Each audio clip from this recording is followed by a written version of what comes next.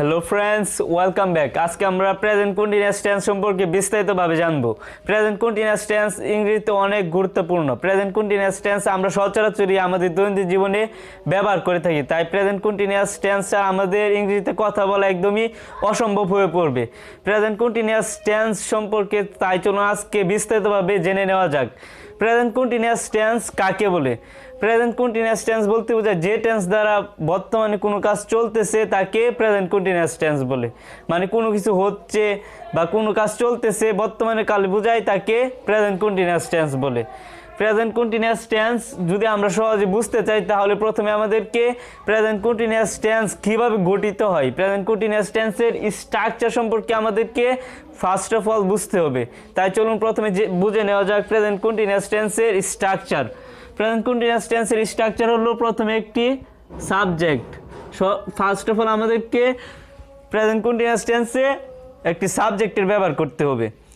তারপর কি করতে হবে? এম ইজ আর। সাবজেক্টের পরে আমাদেরকে এম ইজ আর তিনটি থেকে যে কোনো একটিকে ব্যবহার করতে হবে। তারপরে আমাদেরকে একটি মেইন ভার্ব বা যে ভার্বগুলো দ্বারা কোনো কিছু হওয়া করা ইত্যাদি বোঝায় সেই ভার্বগুলো আমাদেরকে আনতে হবে। তারপর ভার্বের সাথে আমাদেরকে আইএনজি যোগ করতে হবে। প্রেজেন্ট কন্টিনিউয়াস টেন্সের সকল বাক্যের সাথেই আমাদেরকে সকল ভার্বের সাথেই আইএনজি যোগ করতে হবে মেইন ভার্বের সাথে। তারপর একটি অবজেক্ট। চলুন এবার এই স্ট্রাকচারটিকে আরও সহজে বুঝে নেওয়া যাক। এই স্ট্রাকচারটিকে আরও কিছুটা অ্যানালাইজ করে আরও সহজে যাতে আমরা বুঝতে পারি, তাই চলুন এখানে কিছু সাবজেক্ট এবং কিছু ভার্ব নিয়ে কিছু আলোচনা করা যাক।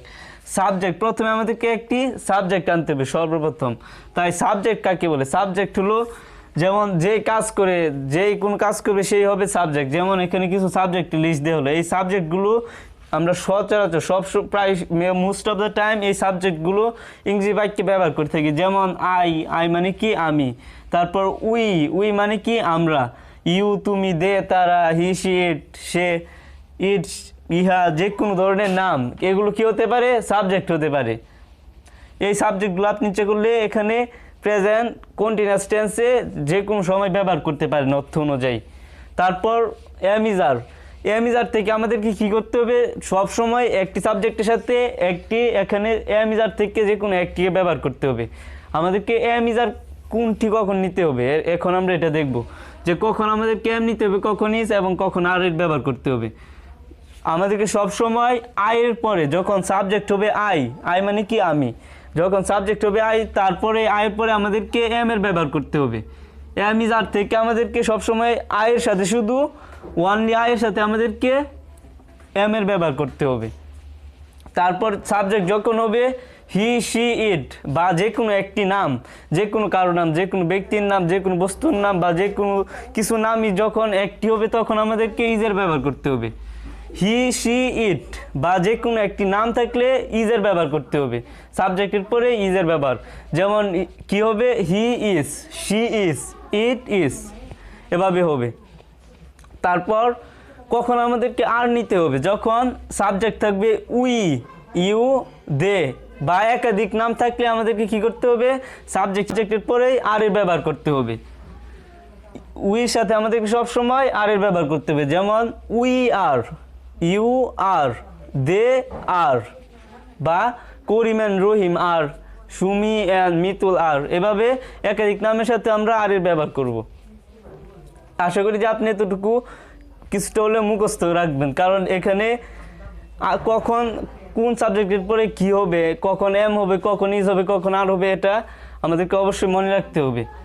নইলে আমরা এই টেন্সগুলো লিখতে বা বলতে যাওয়ার সময় ভুল করব। এই টেন্সটি এবং এই প্রেজেন্ট কন্টিনিউয়াস টেন্স অনেক অধিকবার ইংরেজিতে ব্যবহৃত, অনেক বেশি ব্যবহৃত হয়। কারণ আমরা সব সময় কি আমরা কোনো কিছুর মধ্যে চলমান, এই চলমানটা বুঝাতে আমরা প্রেজেন্ট কন্টিনিউয়াস টেন্স ব্যবহার করি।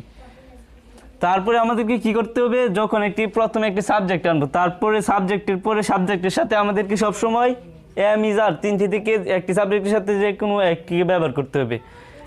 সাবজেক্টের সাথে এম ইজ আর ব্যবহার করার পর আমাদেরকে একটি মেইন ভার্ব আনতে হবে বা মেইন ভার্বের ব্যবহার করতে হবে। মেইন ভার্ব কোনগুলো? যেই ভার্বগুলো দ্বারা হওয়া, খাওয়া, শিখানো, শিখা, খেলা ইত্যাদি বোঝায়, দেখা ইত্যাদি বোঝায়, তাকে মেইন ভার্ব বলে। যেমন এখানে কিছু ভার্ব রয়েছে। এখানে ভার্বের কিছু ভার্বের লিস্ট দেওয়া হলো, যেমন প্লে মানে কি খেলা, এটি হলো বি1, মানে ভার্বের প্রেজেন্ট ফর্ম আমাদেরকে এম ইজারের পরে প্রেজেন্ট কন্টিনিউয়াস টেন্সে ভার্বের প্রেজেন্ট ফর্মের ব্যবহার করতে হবে। এগুলো হলো ভার্বের প্রেজেন্ট ফর্ম মানে বি1। যেমন এখানে রয়েছে প্লে, প্লে মানে কি খেলা, তারপর সিং মানে গান গাওয়া, ইট খাওয়া, গো যাওয়া, তারপর ওয়াক হাঁটা, এনজয় উপভোগ করা, সুইম সাঁতার কাটা, টক কথা বলা, রিড পড়া, ওয়াচ দেখা। এই ভার্বগুলো আপনাকে অবশ্যই মুখস্থ রাখতে হবে, যে কোন ভার্বের কোন অর্থ, কোন ভার্ব কখন ব্যবহার করতে হবে, এগুলো মুখস্থ রাখতে হবে। যেমন যখন খেলা বোঝাবে তখন আমাদেরকে প্লে ভার্ব ব্যবহার করতে হবে, যখন খাওয়া বোঝাবে তখন আমাদেরকে ইট ভার্বের ব্যবহার করতে হবে। এখানে এই ভার্বগুলোর সাথে প্রেজেন্ট কন্টিনিউয়াস টেন্সে আমাদেরকে সবসময় আইএনজি যোগ করতে হবে। যেমন প্লের সাথে কী হবে, আইএনজি যোগ করলে প্লেইং, ভার্বগুলোর শেষের অংশে আমাদেরকে আইএনজি যোগ করে দিতে হবে। যেমন প্লেইং, তারপর সিংয়ের সাথে আইএনজি যোগ করলে কী হবে, সিঙ্গিং। সেমভাবে ইটের সাথে আইএনজি যোগ করলে কী হবে, ইটিং। গোয়ের সাথে গোয়িং, ওয়াকের সাথে ওয়াকিং, এনজয়ের সাথে enjoying, swim swimming, talk talking, read reading, watch watching. এভাবে আমাদেরকে প্রত্যেকটি ভার্বের সাথে যে ভার্বগুলো আমরা প্রেজেন্ট কন্টিনিউয়াস টেন্সে ব্যবহার করব সেই প্রত্যেকটি ভার্বের সাথে আমাদেরকে আইএনজি যোগ করতে হবে।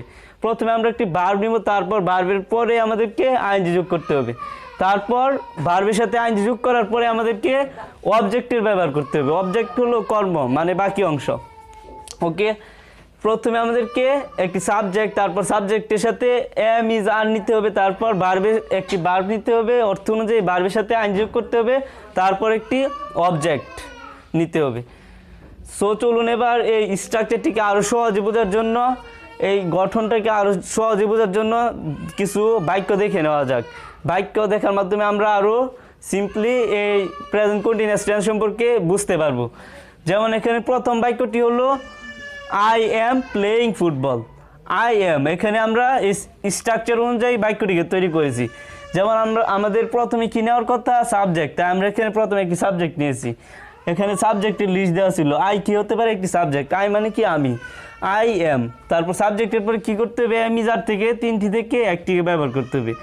যেমন আমরা আই নিয়েছি, তারপর আয়ের সাথে কী ব্যবহার করতে হবে, এম ইজ আর থেকে এম এর ব্যবহার করতে হবে, আই এম। সবসময় আমাদেরকে আয়ের পরে এম এর ব্যবহার করতে হবে, তাই আমরা এখানে এম নিয়েছি, আই এম। তারপর কী করতে হবে, একটি ভার্ব নিতে হবে। এখান থেকে আমরা যে কোনো একটি ভার্ব নিতে পারি অর্থ অনুযায়ী।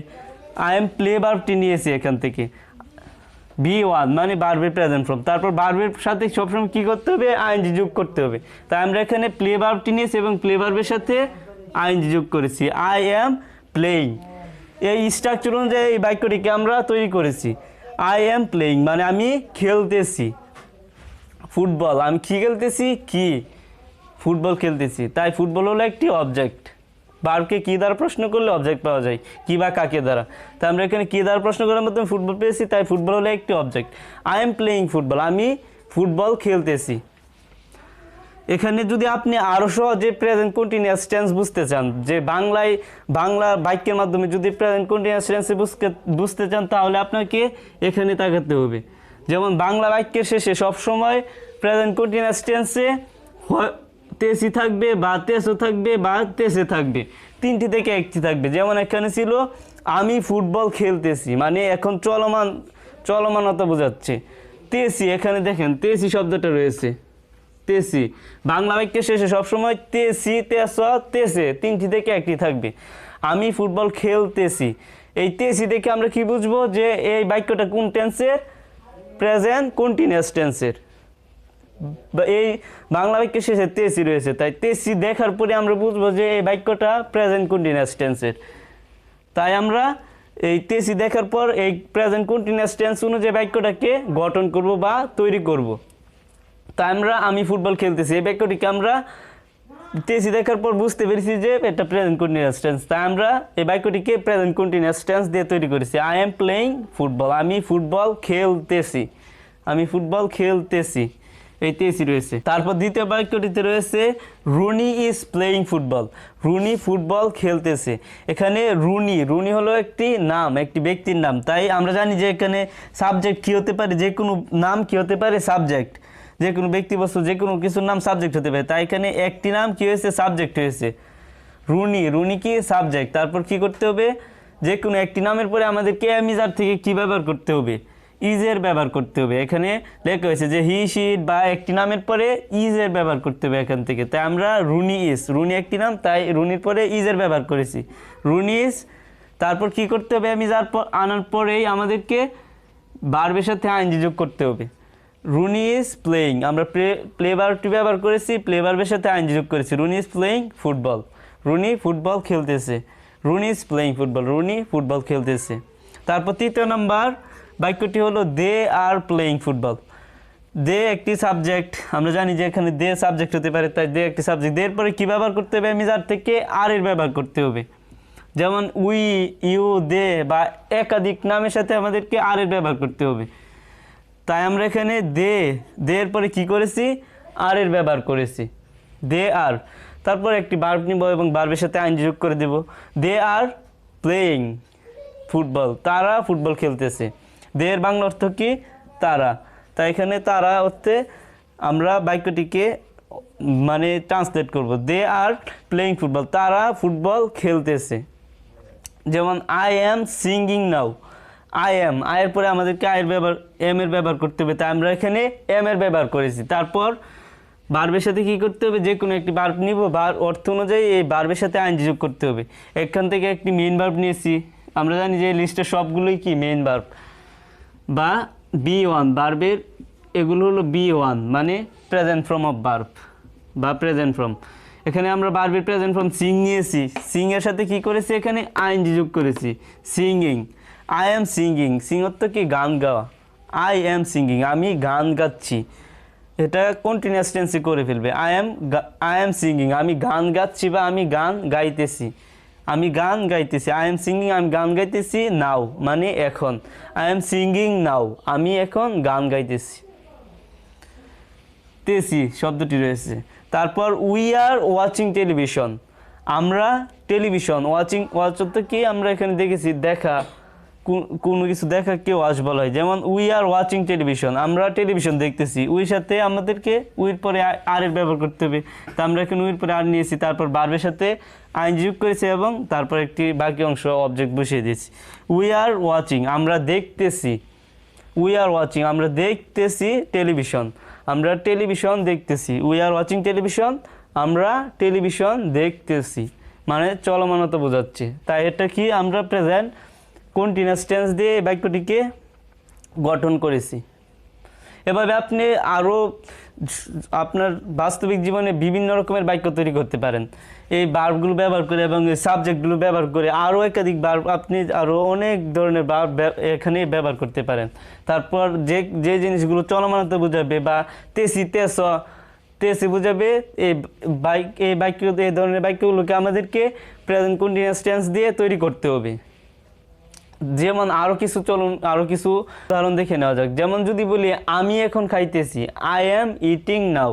যদি বলি রহিম এখন খাইতেছে, রহিম ইজ ইটিং নাও। যদি বলি রুমি এখন খাইতেছে, Rumi is eating now.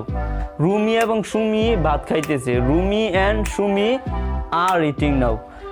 Sumi ভাত খাইতেছে, সুমি ইজ ইটিং নাও। কারণ একটি নামের সাথে কী হবে, ইজ, আর একাধিক নাম থাকলে কী হবে, আর। একটি নাম মানে ইজ এবং একাধিক নাম আর। যদি বলি রুমি, তাহলে রুমি একটি নাম, রুমির সাথে কী হবে, রুমির পরে ইজ হবে, Rumi is eating now, Rumi এখন খাইতেছে। যদি বলি রুমি এবং সুমি খাইতেছে, তাহলে একাধিক নাম হয়ে যাবে, তাহলে আমাদেরকে আর এর ব্যবহার করতে হবে, Rumi and Sumi are eating now. এভাবে আমরা যে কোনো, আমি সাঁতার কাটতেছি, আই অ্যাম সুইমিং, তারা সাঁতার কাটতেছে, দে আর সুইমিং। তুমি সাঁতার কাটতেছো, ইউ আর সুইমিং। আমরা সাঁতার কাটতেছি, উই আর সুইমিং। টকিং, আমি আমার বন্ধুর সাথে কথা বলছি, I am talking to my friends. এবার আমরা আমাদের বাস্তবিক জীবনে বিভিন্ন রকমের বাক্য তৈরি করতে পারবো। আমরা চলুন এবার প্রেজেন্ট কন্টিনিউয়াস টেন্সের শর্ট একটি রিভিউ দেখে নেওয়া যাক। প্রেজেন্ট কন্টিনিউয়াস টেন্স কাকে বলে? যে টেন্স দ্বারা কোনো কিছু চলতেছে বোঝায় বা কোনো কাজ চলতেছে বোঝায় তাকে প্রেজেন্ট কন্টিনিউয়াস টেন্স বলে। প্রেজেন্ট কন্টিনিউয়াস টেন্সের স্ট্রাকচার কি বা গঠন কি? প্রেজেন্ট কন্টিনিউয়াস টেন্সের স্ট্রাকচার হলো subject plus am is are plus ভার্বের সাথে ING plus object. Present continuous tense কিভাবে আমরা চিনবো? বাংলা কি বাক্য দেখে আমরা চিনবো যে এটা প্রেজেন্ট কন্টিনিউয়াস টেন্স? যখন বাক্যের শেষে তেসি, তেস বা তেসে থাকবে তখন আমরা বুঝবো যে এই বাক্যটি প্রেজেন্ট কন্টিনিউয়াস টেন্স। তারপর আমরা এই বাক্যটিকে প্রেজেন্ট কন্টিনিউয়াস টেন্সের স্ট্রাকচার অনুযায়ী লিখব। তারপর আমরা সাবজেক্ট এবং ভার্ব এগুলো মুখস্থ রাখবো। এভাবে আমরা প্রেজেন্ট কন্টিনিউয়াস টেন্সকে তৈরি করব।